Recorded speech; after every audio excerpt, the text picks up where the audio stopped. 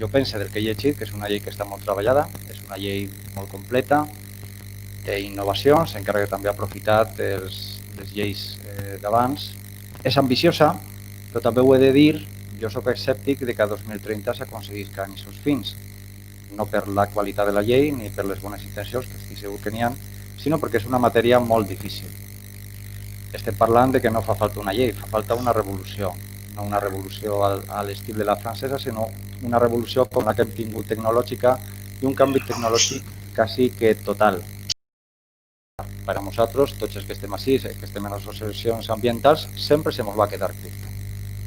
El factor econòmic doncs és un encert de la llei, ja ho fa, per exemple, la llei catalana, el ficar els impostos, regular els impostos. L'aport que puga tindre jo, per exemple, és que en un moment donat estos impostos de la Generalitat per aturar el canvi climàtic se converten en impostos de la Generalitat per a la Generalitat. Això és un encert de la llei, el fet de regular la participació ciutadana, el que estiga en el currículum dels estudis i que se financin aquestes actuacions. Cal resoldre un problema ambiental sense generar altres problemes ambientals. No hem d'omplir totes les zones rurals en parcs eòlics.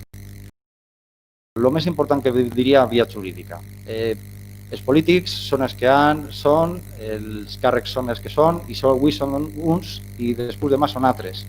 I com poden canviar-hi amb ells la sensibilitat, pensa que n'hi ha que donar-nos espai a les ONGs, a les ONGs ambientals. Per això la transparència n'hi ha que fomentar-la tot el possible. Sí que es diu, i ho ha comentat la directora general, que n'hi ha publicitat de l'inventari d'emissions de gasos d'efecte hivernacle. Això és molt important, però n'hi ha que fer publicitat de tot i actualitzada, en caràcter mensual, que puguem saber si la llei s'està complint o no, si estan realitzant les actuacions o no, i si estem reduint emissions o no.